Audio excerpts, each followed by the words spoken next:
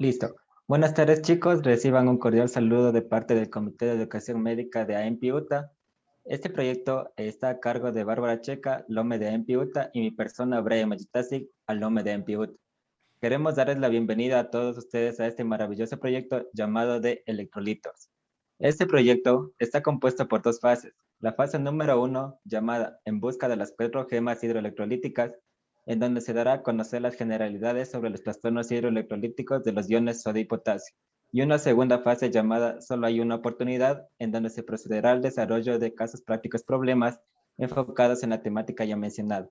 Las mismas estarán a cargo del doctor José Salas, docente de la Universidad Técnica de Ambato y médico residente del hospital docente.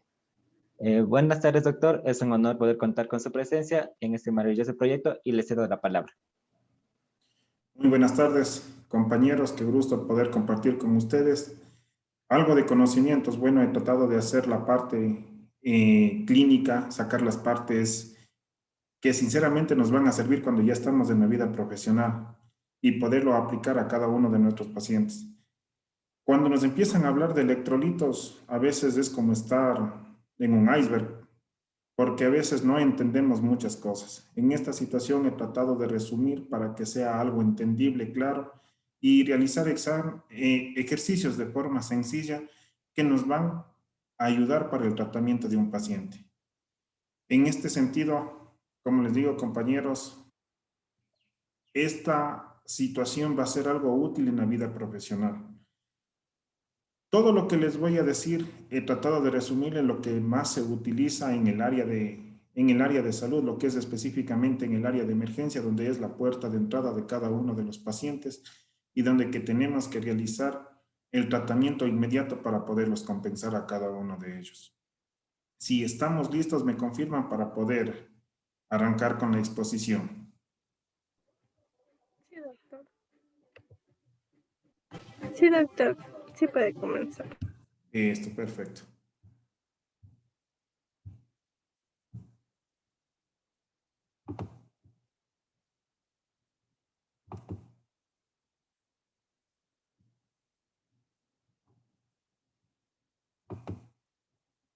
¿Me confirman si lo pueden ver las imágenes? ¿Si está ya compartido? Sí, Bueno, vamos a empezar. Bueno, vamos a hacer hoy, digamos, algo didáctico, algo sencillo, para poder sacar provecho de esta pequeña charla y de estos ejercicios que vamos a realizar. Como les dije, he tratado de poner lo más útil que nos puede ayudar en nuestra vida profesional. Hay que tener en cuenta que cuando nosotros recién salimos a la vida profesional nos podemos encontrar con muchas cosas. En esta situación a veces decimos, a ver, estamos con el paciente, vamos a ver tal problema que está teniendo y ahora nos vamos a poner a acordar todo lo que ya hemos visto en nuestra formación. Aquí les voy a hacer ejercicios sencillos, algo que sea práctico, algo que nos va a ayudar. Bueno, en esta situación vamos a hablar de lo que es el desequilibrio hidroelectrolítico. ¿Qué les digo? Hay un montón de información que está descrita sobre este tema. Hay libros enteros, pero he tratado de consolidarlo en la parte más sencilla y la parte práctica que nos va a ayudar. Bueno, en esta situación para tener en cuenta, bueno, vamos a empezar. Bueno, ¿cómo está compuesto primeramente nuestro organismo? Nuestro organismo principalmente está compuesto por agua. ¿Cuánto de agua tiene nuestro organismo? El porcentaje total del agua corporal en nuestro organismo representa el 60%. ¿Cómo está distribuido este 60%? Este 60% está distribuido tanto en el agua intracelular y en el agua extracelular. En el agua intracelular representa el 40%, que equivale a 28 litros. Y en el extracelular el 20%, que están distribuidos de la distinta forma. El 14% es que representa 10 litros para la parte intersticial, el 5% que representa 3.5 litros para la parte del plasma y el 1% en la parte transcelular, que representa a 1 litro específicamente. Como les decía, el 60% de nuestro organismo es líquido Aquí vamos a tener específicamente, bueno, algún recordatorio de lo que nos habla la fisiología.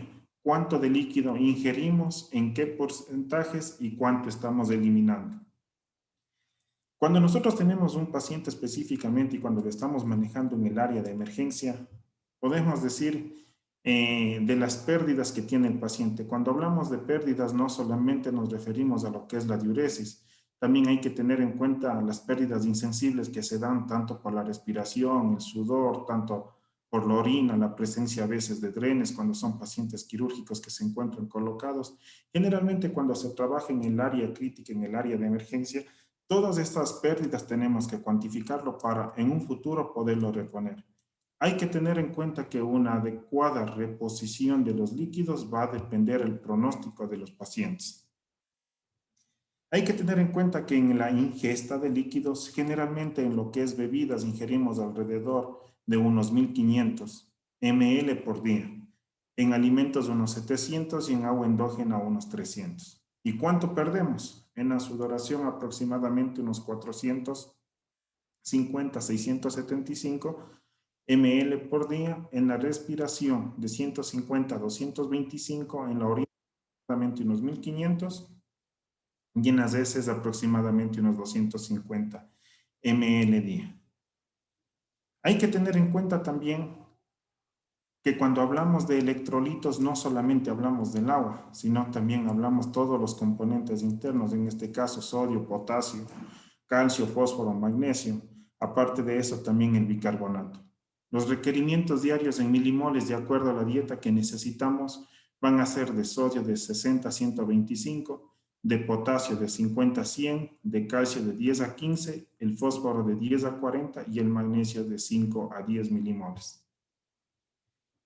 Y de acuerdo a la composición del líquido intracelular, los porcentajes o los equivalentes que está compuesto en el organismo de los distintos elementos vamos a tener de la siguiente forma. En lo que es el sodio tenemos de 135 a 145, en el potasio de 3,5 a 4,5 en el líquido extracelular, en el cloro de 90 a 100, calcio de 8 a 10, el magnesio de 2 a 2,25 y el bicarbonato de 24. Y de igual manera, como lo podemos ver también en el líquido intracelular, también tenemos como lo está descrito, del sodio de 8 a 10 en el intracelular, el potasio de 140 a 150, el cloro de 4, el calcio de 0,01 y el magnesio de 26 y el bicarbonato de 10.000 equivalentes.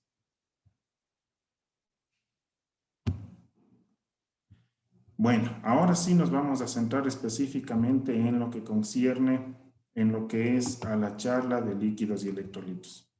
En esta situación, quisiera preguntarles a ustedes si alguien ha tenido la dicha de tal vez tratar a algún paciente con deshidratación, algún paciente que haya tenido problemas electrolíticos.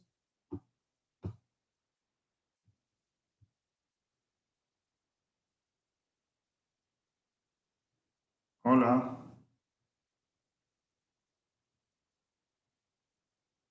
No, doctor. No, bueno. No, doctor. Eso, perfecto.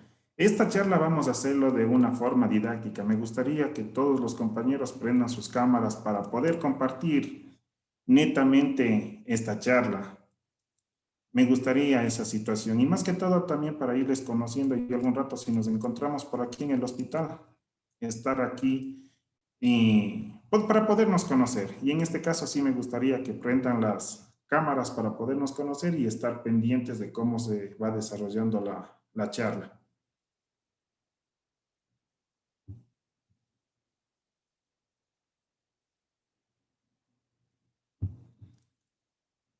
Bueno, en lo que concierne en lo que son el desequilibrio de líquidos y electrolitos, en esta situación vamos a hablar específicamente del sodio.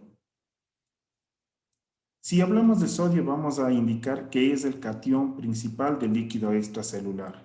Va a ser el responsable de la retención de líquidos y la osmolalidad y la actividad neuromuscular.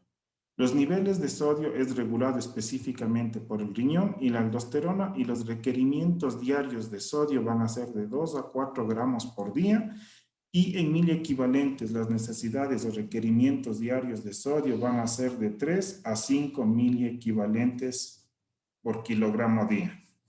Hay que tener en cuenta que estos 3 a 5 miliequivalentes kilogramo día van a ser valores que tenemos que conocer para poder nosotros hacer los cálculos de las necesidades de cada uno de los pacientes que necesitemos.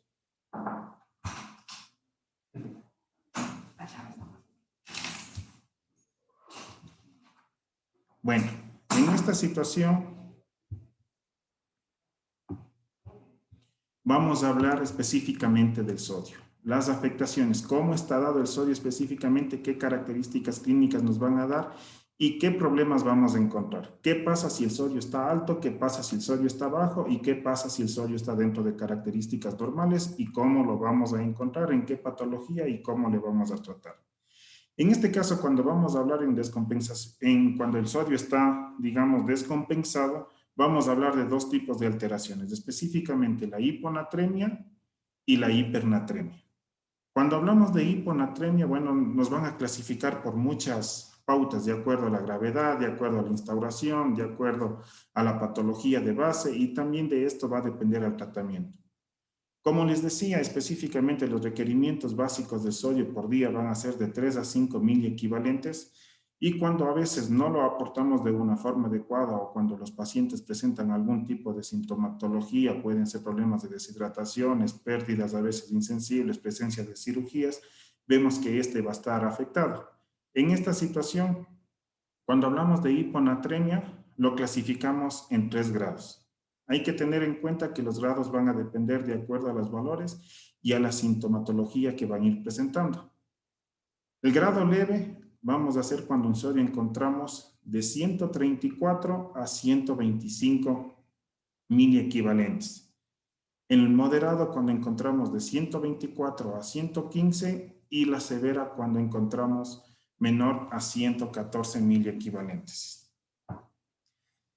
Para poder calcular el requerimiento o el déficit de sodio que van a presentar los pacientes, nos vamos a basar de la siguiente fórmula.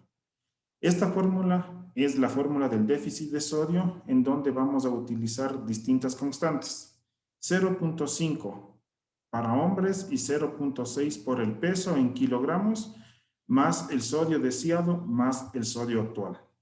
En esta situación, ¿por qué el 0.5 en hombres y por qué el 0.5 en mujeres? Eso va a deberse específicamente por la masa muscular. La hiponatremia, como les dije, va a estar clasificados de acuerdo a la gravedad, como en esta situación con los valores de sodio que están en leve, moderado y grave, que va de 134 a 125, de 124 a 115 y menor a 114. Y de acuerdo a la enfermedad podemos decir que las hiponatremias también pueden presentarse de una forma aguda o de una forma crónica. ¿Cuándo le catalogamos agudo y cuándo le catalogamos crónico? Generalmente por el tiempo. Menor a 48 horas agudo y mayor a 48 horas crónico. ¿Me podría alguien decir tal vez un ejemplo? Si una persona está con diarrea, generalmente de forma brusca, ¿cómo lo podríamos clasificarlo? ¿En agudo o crónica tal vez?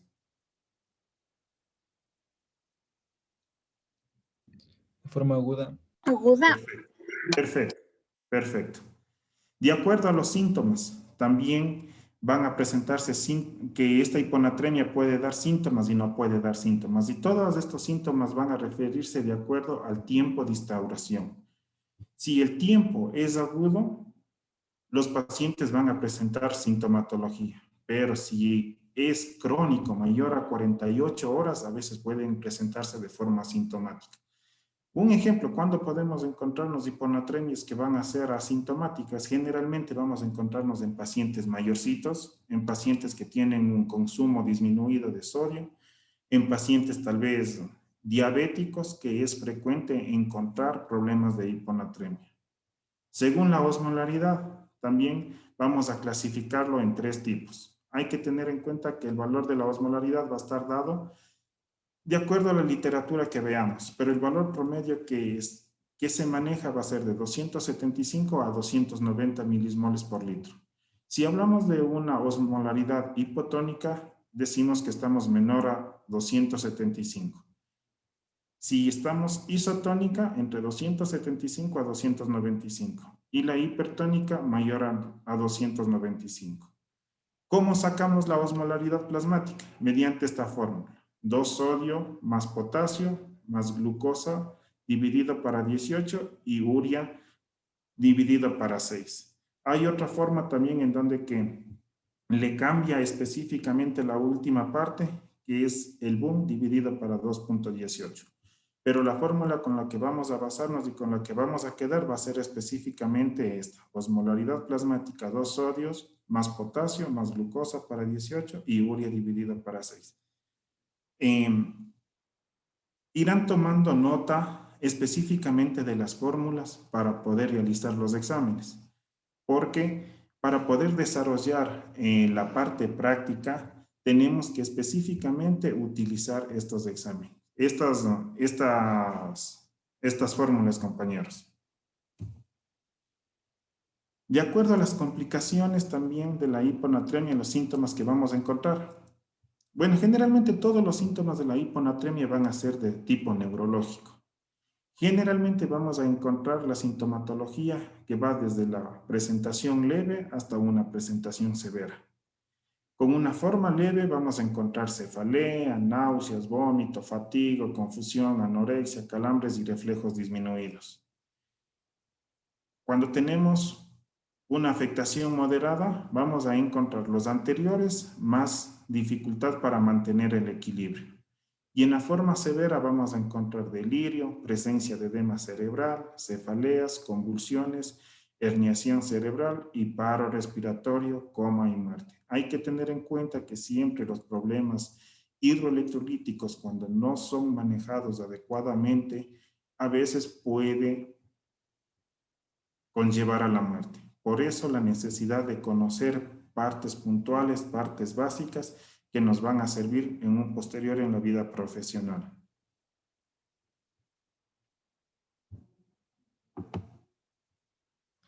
Otra cosa que también les quiero indicar va a ser la siguiente. Como les dije, ¿se recuerdan cuáles eran los requerimientos diarios en miliequivalentes del sodio por día?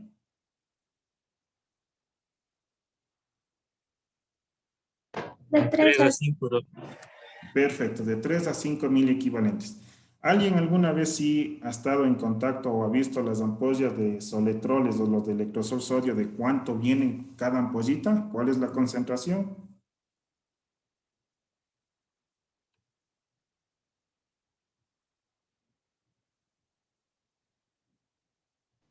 No, doctor. No. Bueno, las ampollas de sodio en las que están en la forma comercial, podríamos decirlo, vienen en ampollas de 10 ml con una concentración de 3.4 miliequivalentes por ml.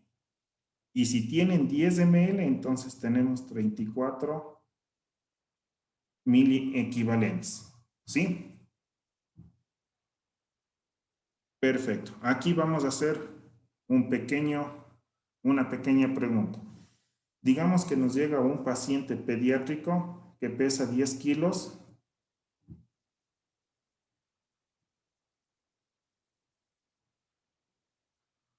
y que tiene un sodio de 125. De acuerdo a la clasificación de la hiponatremia, ¿en qué tipo de clasificación le pondremos? ¿En leve, moderada o severa? leve, Perfecto. Y de acuerdo a los requerimientos, como les decíamos, que cada paciente necesita de 3 a 5 miliequivalentes, ¿cuáles serían los miliequivalentes que necesitaríamos por día en este paciente? Si el paciente pesa 10 kilos y ponemos un mínimo de 3 miliequivalentes que necesitamos por día. ¿Cuántos miliequivalentes necesitamos? 30. 30, perfecto. Si 30 miliequivalentes necesitamos por día y si queremos compensarle con la ampolla que tiene 34 miliequivalentes, ¿cuántos ml necesitaríamos?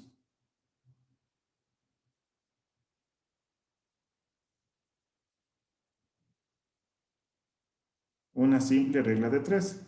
Vamos a hacer los 10 ml, 34. Los 30, ¿cuánto tenemos?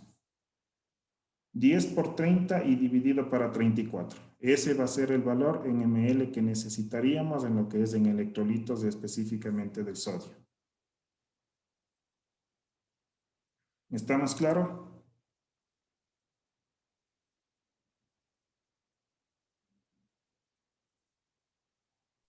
Sí, doctor. Ya, perfecto. Aquí vamos a tener otro ejemplo, diciendo que ustedes están rotando en el área de emergencia y recibimos un paciente adulto mayor de 60 años de edad que ingresa con alteración del estado de conciencia. En letargo, familiares refieren que tiene un antecedente de hipertensión arterial con tratamiento con enalapril 10 miligramos cada 12 según lo que indica y ha presentado deposiciones diarreicas y vómito en las últimas 24 horas.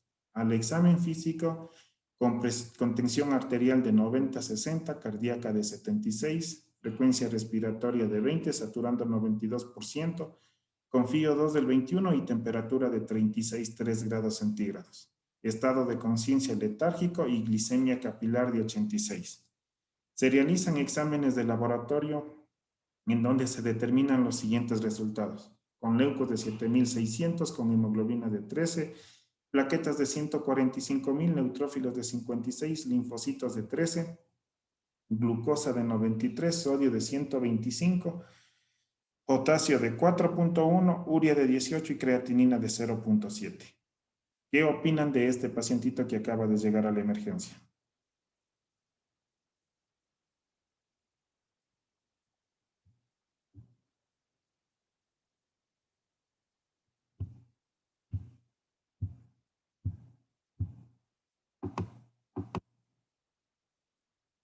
A ver, Justin, ¿qué opinas del paciente?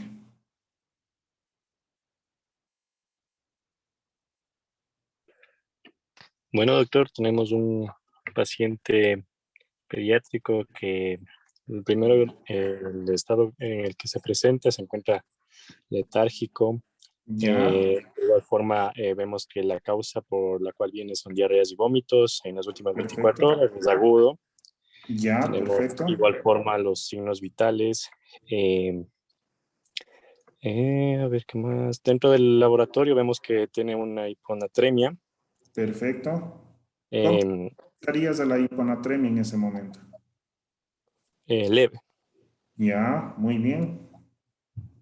¿Y ahí qué más te llama la atención en este pacientito?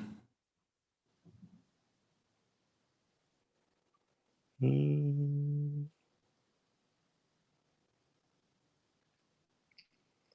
Bueno, Por el Justin, momento eso. ya. Bueno, Justin, lo que dices estamos muy bien. Hay que tener en cuenta que generalmente en pacientes, tanto adultos mayores y en pacientes pediátricos, la forma de descompensación va a ser en una forma súbita. Y generalmente se van a ver afectados muchos sistemas. En esta situación vemos que ya está afectada la parte de la hemodinamia, que estamos con una presión de 90-60, probablemente en un paciente hipertenso con estas presiones de 90-60 estamos hablando ya de un shock hipovolémico por deshidratación específicamente y con alteración de la parte hidroelectrolítica. En esta situación, ¿qué es lo que vamos a hacer? ¿Qué trastorno electrolítico presenta el paciente? Como me lo acabas de decir, es un paciente de una hiponatremia. ¿Qué tipo de hiponatremia presenta? Va a ser leve, como me lo dijiste. ¿Y cómo lo realizaría la clasificación completa de la hiponatremia? En esta situación tenemos que calcular la osmolaridad plasmática, como les dije que hay que tener en cuenta estas fórmulas, que va a estar dada de 2 sodio más potasio más glucosa para 18 y la urea dividida para 6.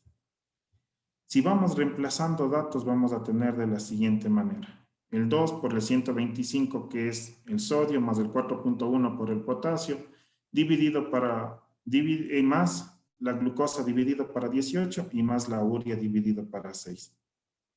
Este valor, reemplazando los datos, nos va a dar en total una osmolaridad de 266.36.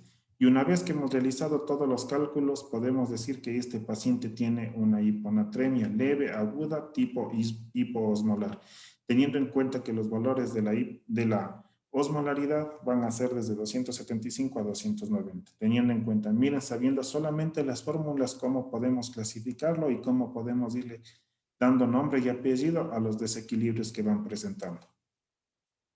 ¿Sí? ¿Está claro? Sí, Perfecto. En esta situación, ¿cuál va a ser el tratamiento que le vamos a ir dando? El tratamiento que vamos a presentarle o que le vamos a darle va a ser dependiendo al grado de afectación que va a tener. Aquí tenemos que saber, aquí son pautas básicas y pautas clínicas que les pongo que hay que tener en cuenta para el tratamiento de un paciente. Si hablamos de un nivel seguro de sodio, decimos que estamos hablando en promedio de unos 120 miliequivalentes sobre litro. Si la patología es netamente asintomática y leve, no requiere tratamiento o se aborda solamente con solución salina, que es el cloruro de sodio, al 0.9%.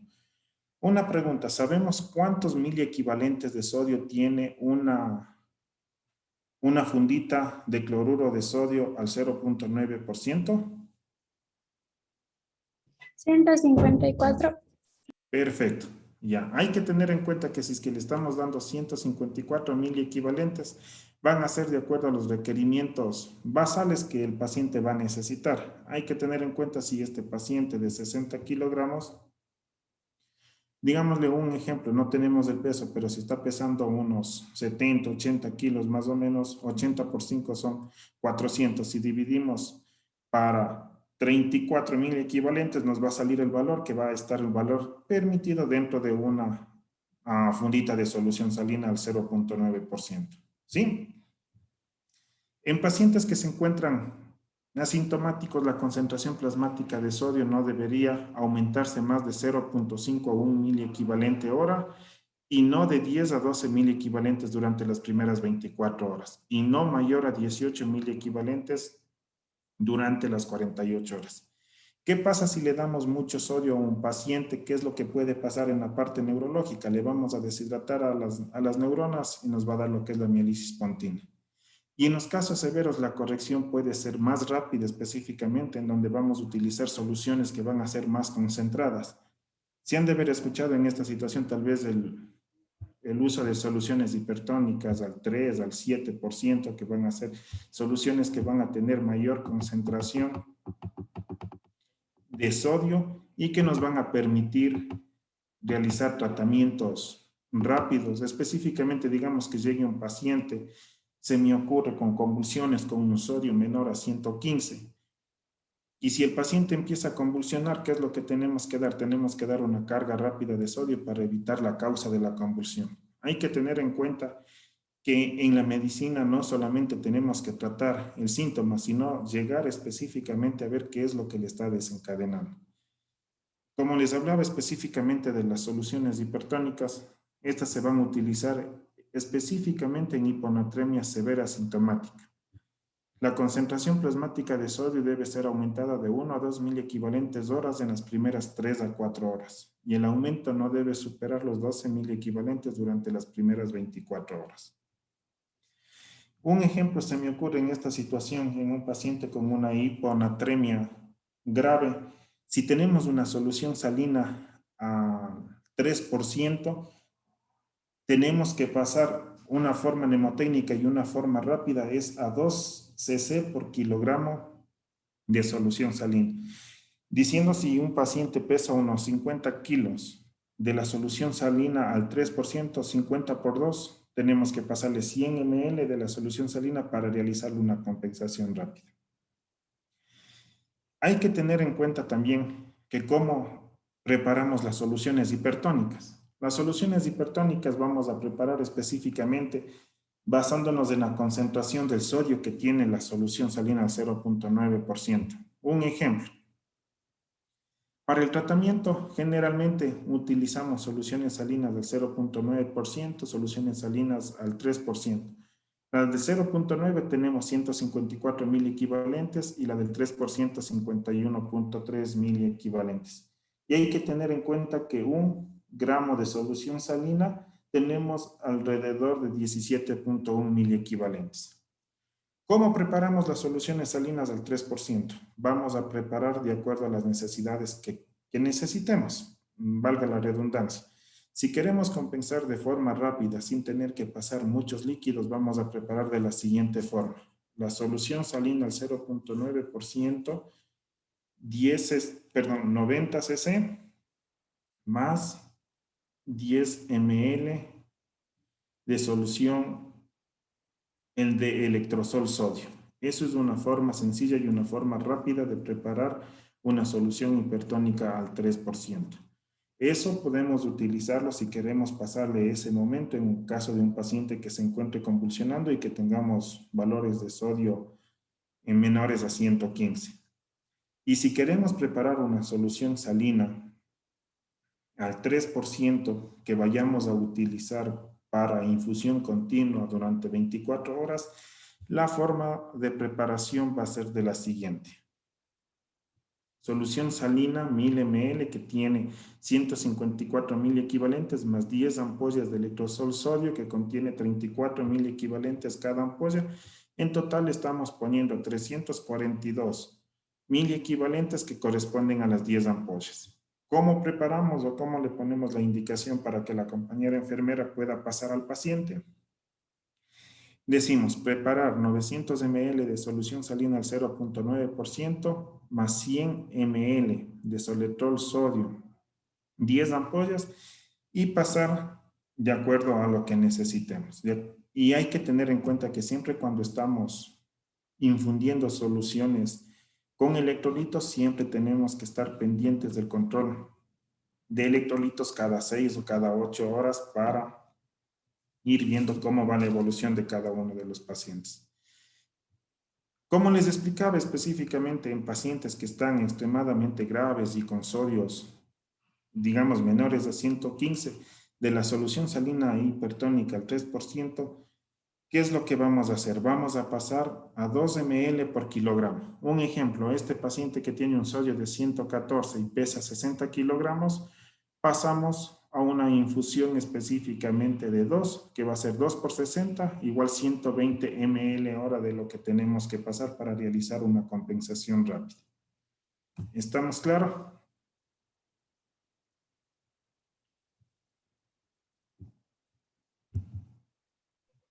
Sí, Perfecto. Bueno, específicamente, ya hablamos de hiponatremias. Hay que tener en cuenta que para las hiponatremias específicamente vamos a calcular la osmolaridad plasmática y vamos a calcular el déficit de sodio. ¿Cuál va a ser el déficit de sodio? La fórmula del déficit del sodio, como teníamos acá en un inicio, va a ser 0.5 por hombres o 0.6 para mujeres por el peso más el sodio deseado menos el sodio actual. ¿Cuál va a ser el sodio deseado en donde no vamos a tener tanta sintomatología con el paciente? Tal vez conocemos cuál es el valor del sodio deseado.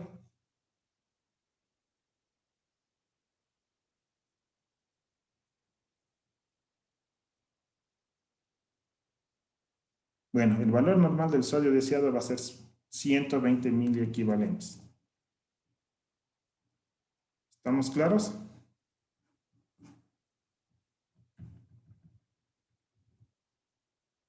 Espero que sí. Bueno, en la hipernatremia. La hipernatremia se considera cuando tenemos un sodio mayor a 145 miliequivalentes sobre litro y cuando tenemos una osmolaridad plasmática mayor a 300 miliosmoles por kilogramo.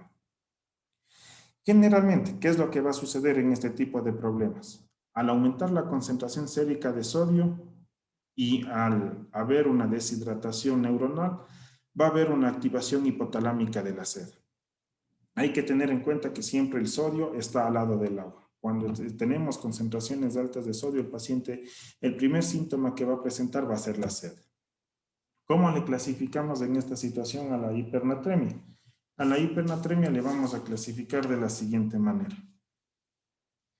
Moderada de 146 a 159 y severas mayor a 160 miliequivalentes. Y los síntomas focales específicamente van a ser neurológicos y secundarios que pueden presentar generalmente hemorragias cerebrales en la forma severa. De acuerdo a la instauración, de igual manera va a estar instaurado tanto de forma aguda y de forma crónica. Hablamos de forma aguda menor a 48 horas y de crónica mayor a 48 horas. Si es de forma aguda, vamos a presentar anorexia, náuseas, vómitos, irritabilidad, letargia y contracturas musculares.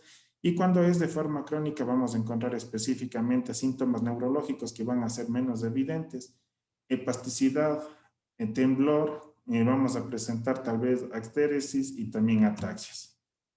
¿Cómo está clasificada específicamente la hiponatremia? La clasificación clínica de la hiponatremia lo clasifican de la siguiente manera. De acuerdo a la osmolaridad plasmática, con osmolaridades mayores de 290 a 300 miliosmoles, que lo clasifican de la siguiente forma: en hipovolémica, en euvolémica y en hipervolémica.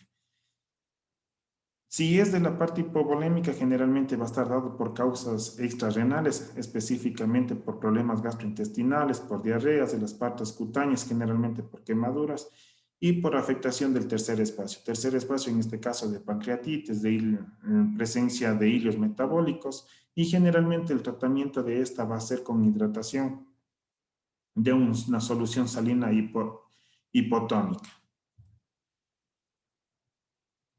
Cuando tenemos con afectación de la parte renal, va a ser generalmente por causa de diuréticos y por la causa de una diuresis osmótica. Cuando hablamos de diuresis osmótica, generalmente cuando a los pacientes se les utiliza, por ejemplo, dosis altas de manitol. ¿Qué es lo que va a hacer el manitol? El manitol va a sacar específicamente todo el líquido y va a quedar más soluto dentro del organismo. En la parte euvolémica, de igual manera, vamos a hablar específicamente cuando los pacientes presentan la diabetes insípida, cuando tienen problemas renales, y de la parte extrarrenal, cuando existen pérdidas respiratorias, pérdidas cutáneas, generalmente son las principales causas. ¿Cómo se trata a estos pacientes? A estos pacientes se les administra agua libre, vasopresina para la diabetes insípida grave. Y en la parte hipovolémica, generalmente cuando hay sobrecarga de sodio, específicamente en el síndrome de Cushing y en el hiperaldosteronismo. ¿Cómo se trata esta patología? Específicamente con diuréticos y reposición de agua.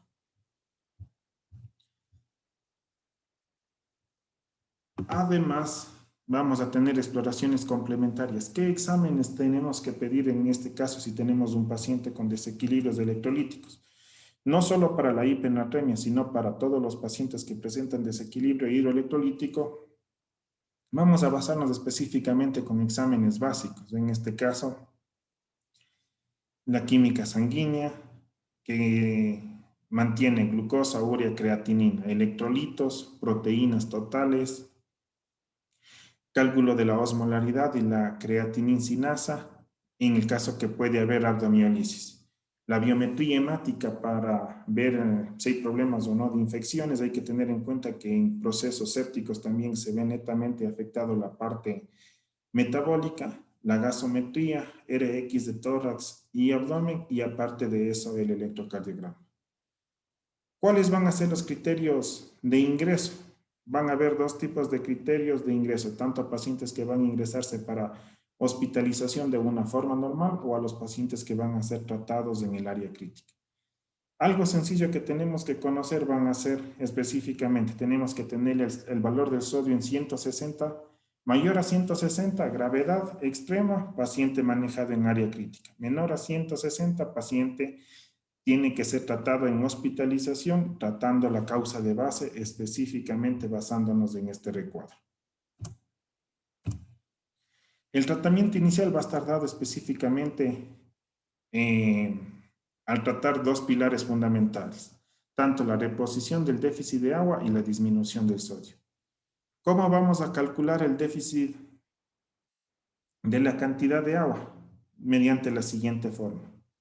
La cantidad de litros a reponer va a ser el sodio actual menos el sodio ideal por el agua corporal total menos el agua corporal total.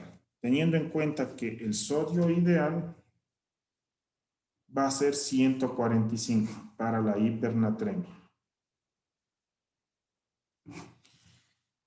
La fórmula del agua corporal total va a ser de 0.6 por peso en el hombre y de 0.5 para la mujer por kilogramo de peso. Hay que tener en cuenta que a estos valores que nos van a salir del agua corporal total, hay que añadirle las pérdidas también de las pérdidas insensibles. Como les decía, que se pierde líquido por la respiración, por el sudor, todos esos valores vamos a sumarles. Generalmente lo que nos dice la literatura nos indica que tienen un rango entre 1500 a 2000 ml en los estudios que se realizan, pero para las poblaciones latinas más o menos utilizamos un promedio de 1000 ml, o sea, 1 litro para una persona común y corriente y humildemente como nosotros. Hay que tener en cuenta que la cantidad de líquido administrado también nos va a determinar qué grado de afectación es la que vamos a tener. Y generalmente en los casos de problemas de sodio, las reposiciones no tienen que ser inmediatas, no tienen que ser prontas, sino generalmente esto tiene una duración entre 24 a 48 horas, la forma de reponer tanto los electrolitos y tanto el líquido cuando estamos en el caso de la hipernatremia. Como nos dice la regla, reponer el 50% en las primeras 24 horas y el otro 50% reponer en las siguientes 48 horas.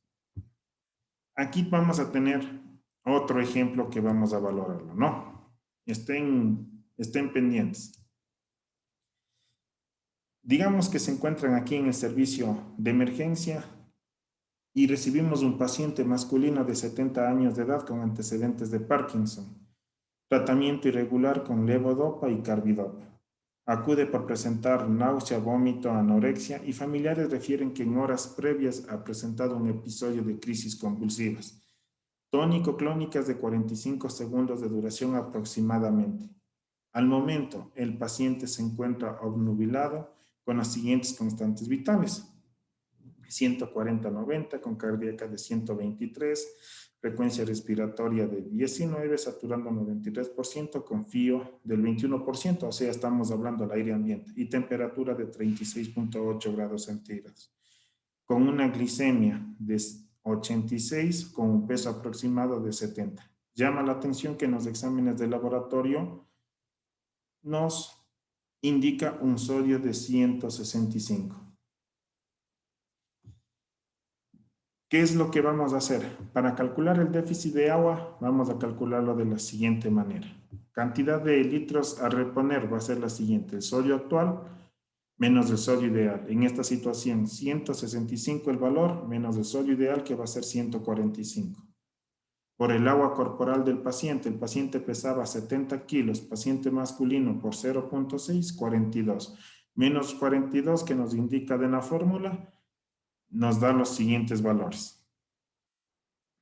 Resolviendo todo esto, nos sale un déficit de agua a reponer de 5.4 litros, más 1 litro de pérdidas insensibles, nos sale un total de 5.46 litros. Redondeando, nos quedamos en 6 litros.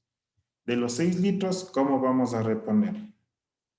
La mitad en las primeras 24 horas, es decir, los 3 litros en las 24 horas, y los otros vamos a dividirlos de la siguiente forma. El primer día, los 3 litros en 4 tomas, un ejemplo, dividido 750 ml, vía oral cada 6 horas. El segundo día, 1500 ml dividido en 4 tomas, 375 cada 6 horas. Y el tercer día, los otros 1500 dividido en 4 tomas, 375 ml cada 6 horas. Hay que tener en cuenta que en pacientes que se está calculando la cantidad de litros a reponer, a estos pacientes se les coloca sonda nasogástrica o orogástrica y se va pasando la cantidad de líquidos. O si no, aquí en el área hospitalaria se utiliza las bombas de infusión también para irle reponiendo la cantidad de litros que necesitamos. En este caso, en el déficit de agua. ¿Estamos claros?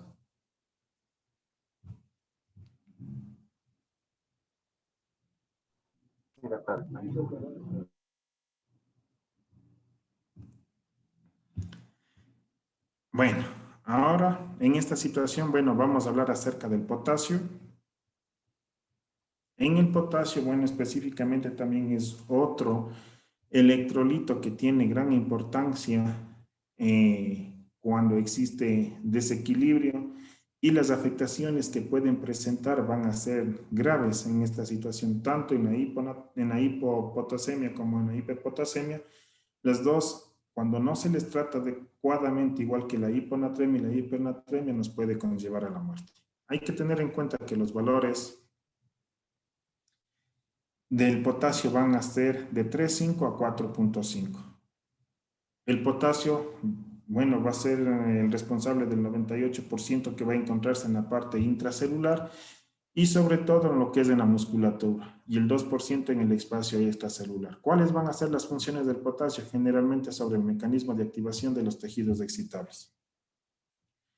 Hay que tener en cuenta que siempre cuando hablamos líquidos y electrolitos también tenemos de ley que hablar de lo que son equilibrio ácido-base. También tenemos que hablar específicamente lo que es gasometrías, lo que es pH, ya que todo esto va a ir de la mano. Y siempre cuando hay una alteración, generalmente también la parte metabólica también va a estar alterada. Generalmente las alteraciones del pH van a influir en su distribución transcelular. En este caso, en el caso de la acidosis, el potasio pasa al medio extracelular y en las alcalosis a la parte intracelular. La regulación de su balance externo se efectúa principalmente por la eliminación renal. Cuando hablamos de hipopotasemia, vamos a clasificarlo específicamente con valores de potasio menores a 3,5 miliequivalentes. Lo catalogamos una hipopotasemia leve si tenemos de 3 a 3,5, moderada de 2,5 a 2,9 y grave menor a 2,5. Hay que tener en cuenta que valores extremos tanto altos en el caso de la hiperpotasemia y tanto bajos en la hipopotasemia nos pueden conllevar a la muerte. Eso hay que tenerlo bien en claro. Los problemas del potasio, específicamente de la hipopotasemia, aparecen en más del 20% de los pacientes hospitalizados y en el 10 al 40% de los pacientes tratados con diuréticos tiazídicos.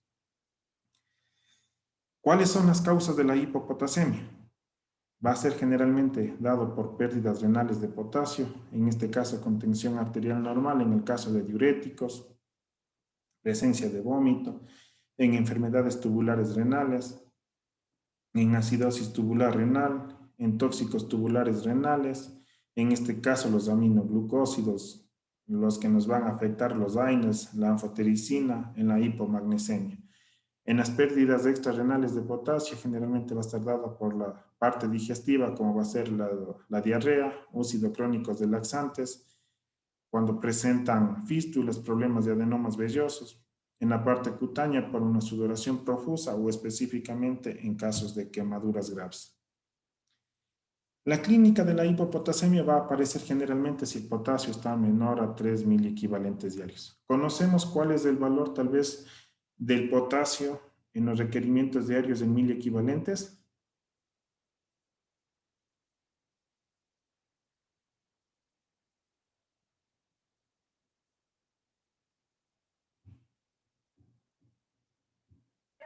No, doctor.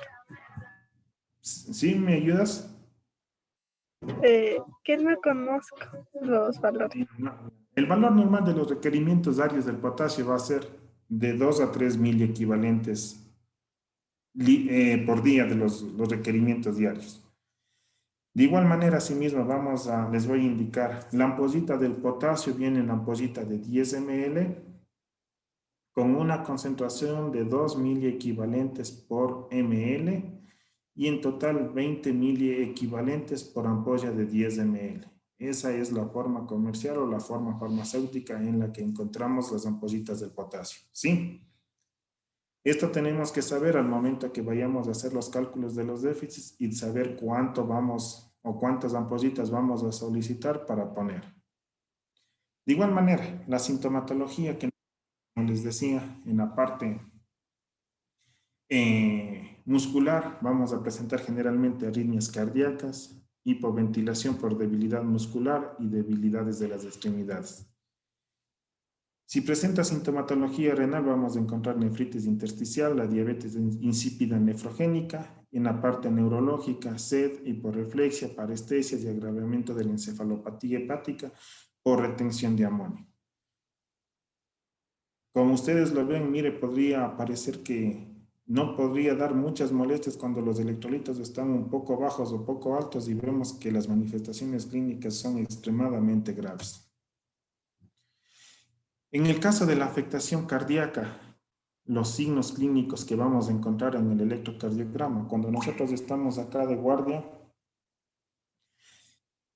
¿qué es lo que tenemos que hacer? Aquí específicamente en el área de emergencia tenemos que actuar de una forma inmediata y tratar de buscar la causa que le está desencadenando el problema a cada uno de los pacientes. Y aparte de la anamnesis, del examen físico que se le realiza, también nos basamos en exámenes complementarios que nos ayudan al diagnóstico del paciente. En este caso, exámenes rápidos que le podemos realizar un electrocardiograma, en donde específicamente nos permiten identificar signos típicos a nivel cardíaco en donde que nos hace sospechar que puede el paciente estar teniendo tal tipo de problema. En este caso, en el electrocardiograma, el signo más, digamos, más claro que nos hace pensar en un problema de hipopotasemia es la depresión del segmento ST. La presencia de una onda U y la onda T aplanada. ¿Sí? Esos son los principales síntomas que podemos encontrar en el electrocardiograma para determinar específicamente problemas del potasio. ¿Sí? Si sabemos, y también que es pregunta de examen, y les comento que siempre nos preguntan en los exámenes ahí, dígame las características clínicas de la hipopotasemia, electrocardiográficamente, depresión del segmento ST, onda T aplanada y la presencia de onda U. Si tomamos en cuenta, miren, con el electrocardiograma que vemos en rojo de una parte normal, es claro de diferenciar la parte de la afectación cardiológica presentada por la hipopotasemia. El tratamiento, ¿cómo va a estar dado el tratamiento específicamente? Va a estar dado de acuerdo a la reposición, debe iniciarse preferentemente por vía oral. Debe considerarse como prioritaria la vía intravenosa en los siguientes casos.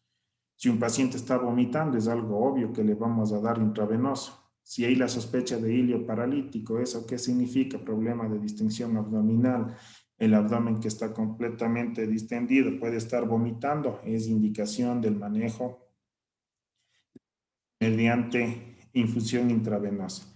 En hipopotasemia severa con menor a 2.000 equivalentes y la existencia de arritmias, de infarto agudo de miocardio o digitalización, también es la indicación de utilizar potasio de forma intravenosa. ¿Cómo calculamos el déficit del potasio? De acuerdo a los requerimientos diarios. ¿Qué es lo que podemos hacer en este sentido? Si la forma grave, se repone de forma intravenosa el cloruro de potasio en solución salina. No más de 40.000 equivalentes sobre litro en suero, no más de 20.000 equivalentes hora y no más de 200.000 equivalentes día. Si le damos más de esos valores, vamos a pasar al otro lado, vamos a tener problemas de arritmias, problemas de ondas T altas y picudas y el paciente puede fallecer vuelta al otro extremo. De forma moderada, si la clínica lo permite, se le puede reponer mediante vía oral, mediante cloruro potásico, fosfato potásico o bicarbonato potásico, que son presentaciones vía oral para poderlo compensar. En la hipopotasemia moderada y en la hipopotasemia grave, bueno, estos son pautas que manejamos específicamente en el área hospitalaria para poder realizar una compensación. En caso de intolerancia oral, para ello vamos a diluir 20 ml, o sea, estamos hablando de 2 ampollas de potasio en una solución salina de 1.000 ml. Esto va a ser en una solución glucosalina, o sea, dextrosa en solución salina, que va a ser esto. Y se van a infundir a 42 gotas por minuto, o lo que equivale a 126 ml hora.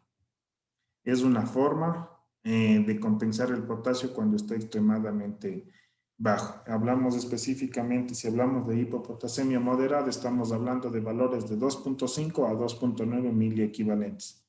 Y con una hipopotasemia grave con valores menores de 2.5, Debe administrarse cloruro de potasio intravenoso diluido preferentemente en solución salina, ya que la infusión de la solución glucosada potencia la hipopotasemia al favorecer la entrada de potasio al interior de la célula.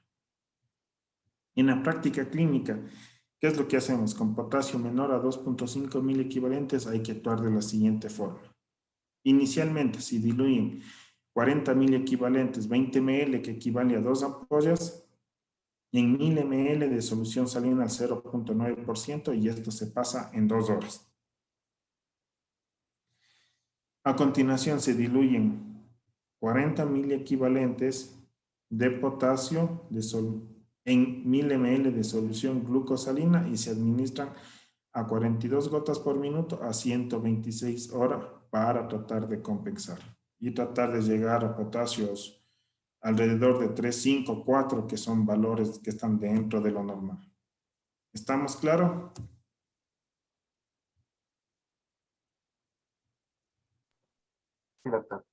Listo.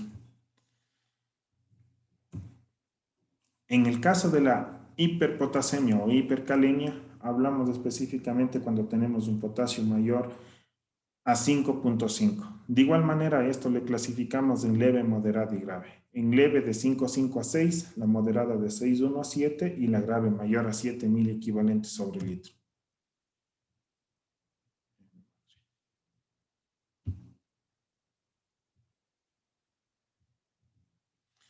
¿Cuál va a ser la etiología específicamente de la hiperpotasemia? Va a ser por aumento del contenido de potasio o por exceso aporte o bien por una excreción disminuida. Los pacientes con hipercalemia severa tienen más de un factor contribuyente, fundamentalmente va a ser la insuficiencia renal y la presencia tal vez o afectación por fármacos. Generalmente, digamos que del 80% de pacientes que vienen con alteración, del 100% de pacientes que vienen con alteración del hiperpotasemia, el 80% se deben netamente a problemas de insuficiencia renal. Y generalmente cuando hay problemas de hiperpotasemia, generalmente están asociados a problemas de acidosis metabólica. He ahí la necesidad y la importancia también de conocer el desequilibrio ácido-base. ¿Cuáles van a ser las causas? Va a estar generalmente dado por aumento en el aporte de potasio, ya sean estos fármacos que contienen potasio, como la penicilina, el cloruro de potasio, la transfusión de glóbulos rojos, de forma endógena tal vez la hemólisis por destrucción tisular, la radiomiolisis, la lisis tumoral, otras también las trombosis mesentéricas. La retención renal de potasio generalmente por un descenso en el flujo tubular renal distal con disminución del filtrado glomerular e insuficiencia renal aguda, insuficiencia renal crónica y déficit de mineralocorticoides. En los fármacos, los IECAS, en este caso el enalapril, los AINES, los diuréticos distales ahorradores de potasio como la espironolactona y entre otros. La clínica que vamos a presentar específicamente con el potasio va a depender de acuerdo a los valores que tengamos. Hay que tener en cuenta, como les dije, el potasio, la hiperpotasemia se divide en 3 grados, la leve, moderada y grave, la leve de 5.5 a 6, la moderada de 6.1 a 7 y la grave mayor a 7.000 equivalentes. La clínica va a aparecer con potasios mayores a 6.5, en donde va a haber debilidad muscular, parálisis flácidas y alteraciones de la conducción cardíaca y acidosis metabólica. Las alteraciones en el electrocardiograma vamos a encontrar de la siguiente manera. Con potasios de 6.5 a 7.5 vamos a encontrar ondas T altas, acuminadas y un intervalo QT corto e intervalo PR prolongado. ¿Sí? Las ondas T altas y picudas. ¿Sí? Y el intervalo QT que va a encontrarse prolongado. Con 7.5 a 8.000 equivalentes vamos a encontrarse un QRS amplio y aplanamiento de la onda P. ¿Sí? Vemos que aquí la onda P casi ya no existe y está, vean, ya una sola línea recta. Y el QRS ancho, vean que esto nos puede llevar a problemas de arritmias cardíacas. Y mayores de 12.000 equivalentes, bueno, el QRS degenerando un patrón sin onda, generalmente todo plano, y esto ya es un paciente que se encuentra pre-morte. Los objetivos del tratamiento en la hiperpotasemia generalmente van a estar dados a lo que se debe a la estabilización de la membrana, especialmente en lo que es el tejido cardíaco. La movilización del potasio del líquido extracelular al intracelular y forzar la eliminación del potasio del cuerpo. ¿Cómo lo realizamos esto? Las indicaciones para esto va a ser gluconato de calcio, que va a actuar específicamente a nivel de la membrana, que vamos a pasarle 10 ml a nivel de 2 a 3 minutos, y esto va a disminuir la excitabilidad de la membrana cardíaca. Tiene un inicio de duración de 1 a 3 minutos y la duración de 30 a 50 minutos. El bicarbonato, la dosis va a ser de 50 a 100 miliequivalentes intravenoso, inicia su acción de 5 a 10 minutos y dura de 1 a 2 horas. Tiene un efecto de antagonismo y redistribución del potasio. La insulina, vamos a utilizarle de la siguiente manera: 10 unidades intravenoso en 50 gramos a 100 ml hora de solución glucosada al 50% en infusión. Esto va a permitir la entrada del potasio del líquido extracelular al intracelular. Inicia alrededor de 30 minutos y dura de 4 a 6 horas. Las resinas de intercambio, 40 miligramos vía oral o 50 a 100 gramos por enema, y debe repetirse de 2 a 4 horas. Para la excreción vamos a utilizar furosemida 40 miligramos, IV cada 2 a 4 horas, diálisis peritoneal o hemodiálisis y nebulizaciones también con salbutamol para que nos ayuden en el intercambio de potasio tanto del líquido del extra al intracelular. En las hiperpotasemias moderadas, en donde no hay alteraciones del electrocardiograma, con potasios de 6 a 7 mil equivalentes, vamos a utilizar glucosa más insulina, salbutamol en nebulizaciones y bicarbonato de sodio. Y en las hiperpotasemias severas, con alteraciones en el electrocardiograma, vamos a encontrar el gluconato de calcio, la glucosa más insulina, bicarbonato de sodio, salbutamol en nebulizaciones, diuréticos y enemas de resinas de intercambio, y la diálisis en caso de presencia de oligurio. Aparte de eso, también he considerado importante también darles las pautas claves de acuerdo también a lo que es de la hipercalcemia y de la hipocalcemia, ya que también son manifestaciones frecuentes que se encuentran en el área de emergencia. Hipercalcemia, cuando hablamos con un calcio sérico mayor a 8.5 hasta 10.5 mil equivalentes, y con un calcio ionizado mayor a 4.2. Las causas van a ser específicamente hipoparatiroidismo primario y afectaciones malignas como metástasis óseas. El cuadro clínico va a estar dado generalmente de acuerdo al lugar de afectación. En la parte gastrointestinal va a estar dado por vómitos, náuseas y dolor abdominal. En la parte neuromuscular, ya presentando debilidad, confusión, coma.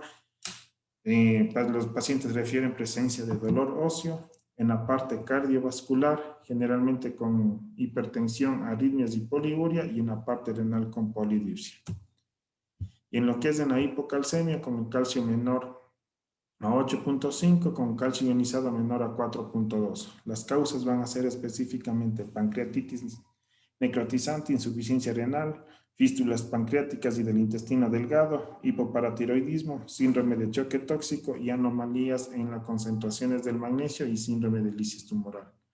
Las manifestaciones clínicas que van a presentar esto van a ser reflejos hiperactivos, parestesia de espasmos, carpo pedádico y convulsiones. Y en la parte cardiovascular, insuficiencia cardíaca.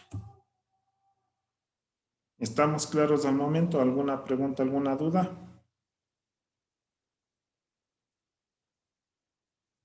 Doc, disculpe, ¿podría repetirnos cuánto era la presentación de las ampollitas de potasio? Ya, las ampollitas de potasio vienen en ampollas de 10 ml con una concentración de 2 miliequivalentes por ml o 20 miliequivalentes por 10 ml. Ya, Doc, muchas gracias. Listo. Y como les he dicho, generalmente los trastornos hidroelectrolíticos, tanto del sodio y potasio, que son los que mayor frecuentemente se ven, siempre están de la mano conjuntamente con la alteración ácido-base. En esta situación, algo ligero y algo de conocimiento general de lo que se refiere al equilibrio ácido-base. Para la interpretación de una gasometría, que tenemos que ver si está acidótica, si está alcalótica, si está con acidosis, con alcalosis, si es respiratorio, si es metabólico, tenemos que tener en cuenta los siguientes parámetros y los siguientes valores para ver. Generalmente los valores normales de la gasometría van a ser un pH a 7.35 a 7.45 si hablamos a nivel del mar, un PCO2 de 35 a 45 y un bicarbonato de 22 a 26, una PO2 de 80 a 100 y una saturación de oxígeno de 95 a 100. Generalmente estos son los valores que nos dan los libros que toman referencia. Generalmente hay estudios hechos a nivel del mar. Hay que tener en cuenta que mientras más alto estemos, más compromiso vamos a tener de la parte pulmonar, y por ende también aquí les he puesto los valores de acuerdo a la ciudad.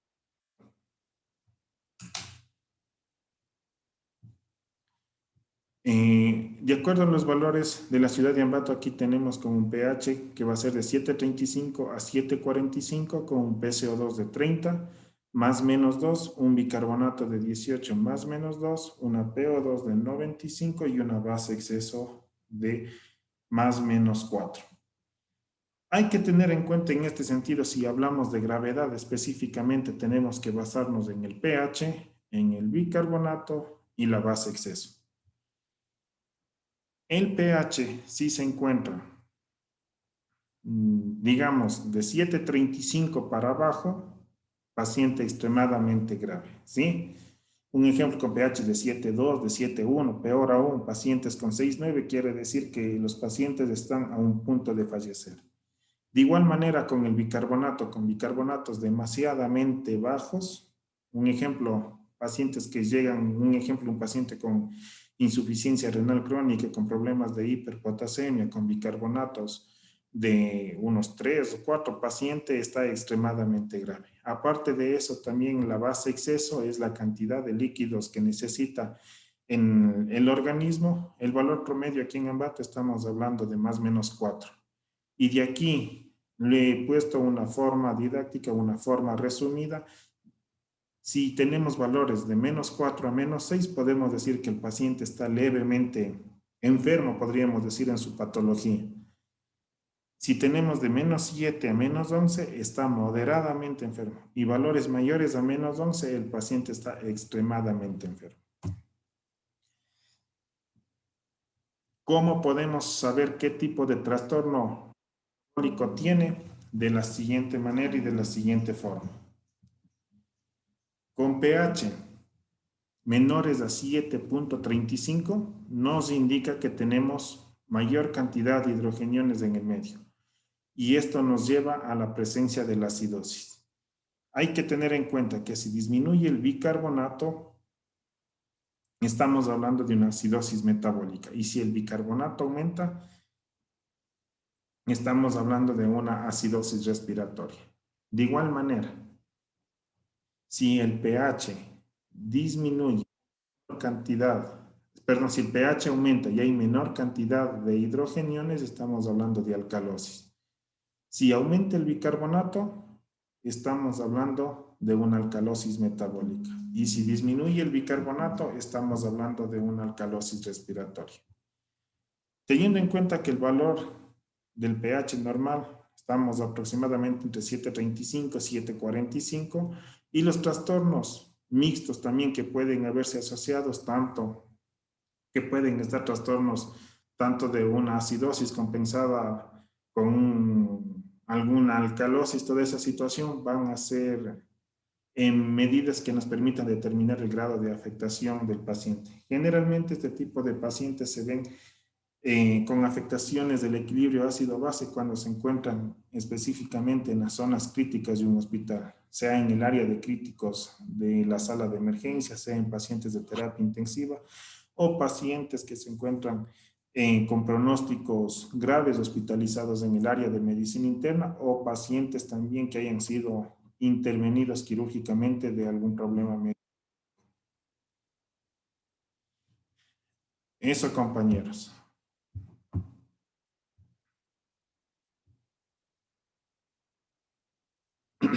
¿Alguna pregunta, alguna duda tal vez? Sí, doctor. Nos manifestaban los asistentes que querían realizarle una serie de preguntas. Una Claro. de ellas, sí, una de ellas es, ¿qué secuelas puede dejar la hiponatremia después de haber establecido los niveles de sodio? Las secuelas que puede dar, bueno, la hiponatremia generalmente van a ser de la parte neurológica. Hay que tener en cuenta que estos pacientes, cuando se compensa de una forma muy rápida, el cerebro presentan signos de edema cerebral. Cuando hay signos de edema cerebral puede haber afectación de la parte neurológica. El paciente es lo mismo como que si te hubiera dado un evento cerebrovascular. Dependiendo de la zona de la afectación que puede haber las secuelas que pueden presentar. Generalmente todo lo que se refiere a edema cerebral, tanto en el manejo de la parte de electrolitos, tiene bastante relación casi con la sintomatología clínica de un paciente con eventos cerebrovasculares. Y dependiendo, si no se trata adecuadamente, si el paciente está tal vez hipoperfundido o si el paciente digamos, no está con apoyo de oxígeno, aparte del edema cerebral, puede hacer problemas de hipoxia cerebrales y con eso puede llevar algún problema más marcado. La siguiente pregunta que nos dijeron es, en la hipernatremia, ¿cuáles son las alteraciones electrocardiográficas? ¿Ya? En la hipernatremia, las alteraciones electrocardiográficas específicamente, bueno, va a ser alteraciones en lo que es en el segmento, en el QRS, en la hipernatremia me dijo, no, en la hiper. Sí, en la hipernatremia. Ya. Generalmente en lo que son las alteraciones de la hipernatremia van a ser alteraciones electrocardiográficas en el sistema, en el complejo QRS. Esas van a ser específicamente las afectaciones. ¿Qué es lo que nos puede dar problemas de arritmias específicamente?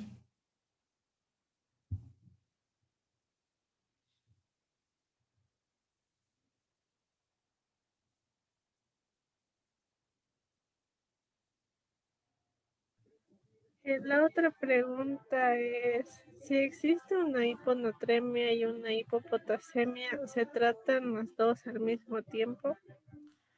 Hiponatremia e hipopotasemia. Sí. Ya. Bueno, hay que tener en cuenta generalmente, hay que determinar cuál es la causa de base que está desencadenando y cuál va a ser el principal problema que va a haber. Hay que tener en cuenta que a veces en la medicina podemos encontrar muchas cosas que van de la mano. Generalmente en esta situación, si estamos con hiponatremia y con hipopotasemia, tendríamos que manejarle viendo el síntoma primordial, el que va premurando. En este caso, si el paciente está convulsionando, no está convulsionando, y en la causa de la hiponatremia también, si estamos, dependiendo de los valores del potasio y del sodio en el que vamos a encontrar, un ejemplo se me ocurre, si en la hipopotasemia estamos con un valor de una hipopotasemia leve, podríamos decirle, que estamos hablando entre 3 a 3.5. Primero deberíamos compensarle la causa que nos va a desencadenar más problemas. Suponte un ejemplo, estamos con una hiponatremia con un sodio menor a 115, que eso te va a dar más problemas neurológicos de un inicio. Hay que tener en cuenta que para el tratamiento de un paciente no solamente tenemos que basarnos en lo que está sucediendo, sino tenemos que hacer un análisis general de una manera global de todo el paciente y de acuerdo a eso irle dando el tratamiento.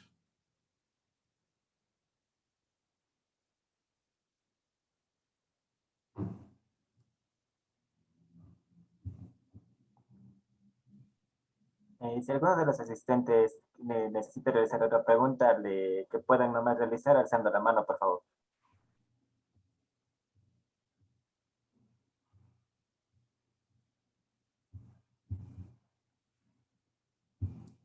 Otra cosa que ustedes, compañeros, lo que deberían conocer algún rato, ya mismo les tenemos aquí de compañeros que vamos a compartir muchas vivencias con los pacientes.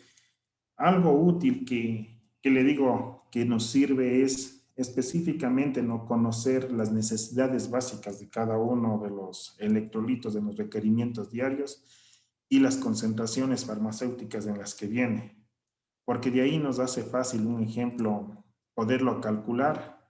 Un ejemplo está para decir a la licenciada, vea compañera, prepáreme esto, póngale tantas ampollas de esto. Como les dije específicamente, se me ocurre en los niños con deshidrataciones, generalmente utilizamos para hidratar la dextrosa, para darle energía, y a la dextrosa le complementamos con electrolitos. En este caso, aumentamos sodio y potasio.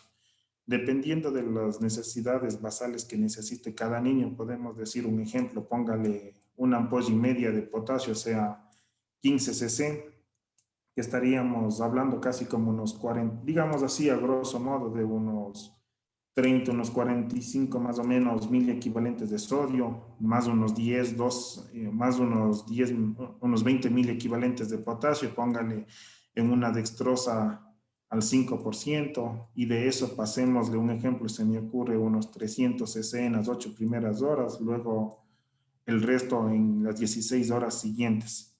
Hay que tener en cuenta que en esta situación de electrolitos no solamente se centra en eso, sino se centra también en lo que es hidrataciones. En lo que es hidrataciones, generalmente sabiendo los valores basales que vamos a utilizar de acuerdo a las edades, si es en pacientes neonatos, si es en pacientes pediátricos, si es en pacientes adultos mayores, y siempre teniendo en cuenta, como les digo, el contexto general de la enfermedad, lo que le está desencadenando toda la alteración, compañeros.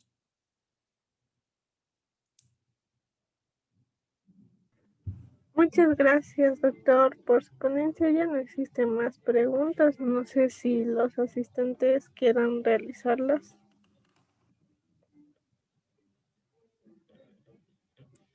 Ya.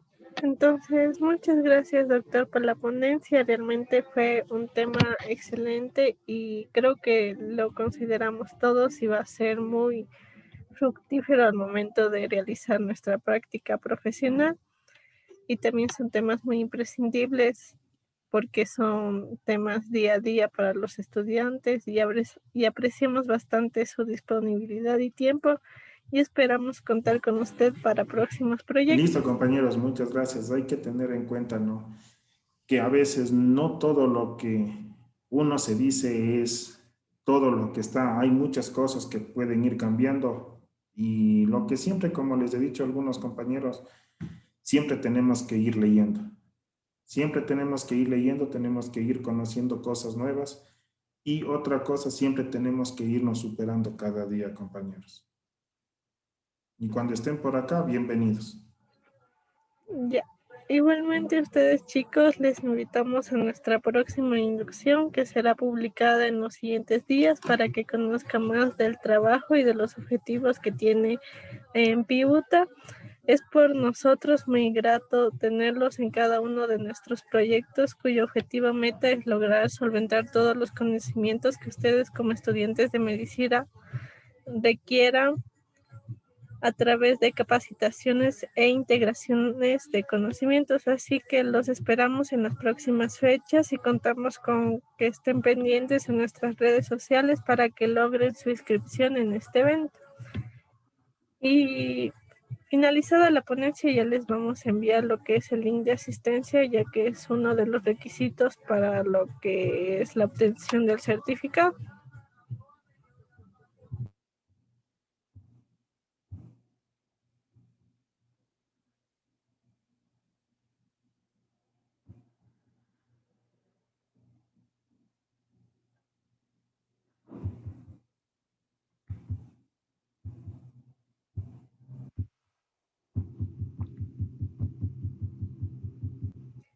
Esperamos igual, chicos, que ustedes puedan asistir a más proyectos que tengamos y revisen nuestras cuentas oficiales de EMPI-UTA en Instagram, como en Facebook y también en Twitter.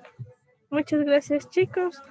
Ya les mandamos al link del WhatsApp lo que es el link de asistencia y también el link de el post-test. Y nuevamente, doctor, reiterándole el agradecimiento a usted por la presencia el día de hoy. Esperemos que podamos contar nuevamente en futuros proyectos y muchas gracias por su asistencia. Listo, compañeros, muchas gracias y fue un placer.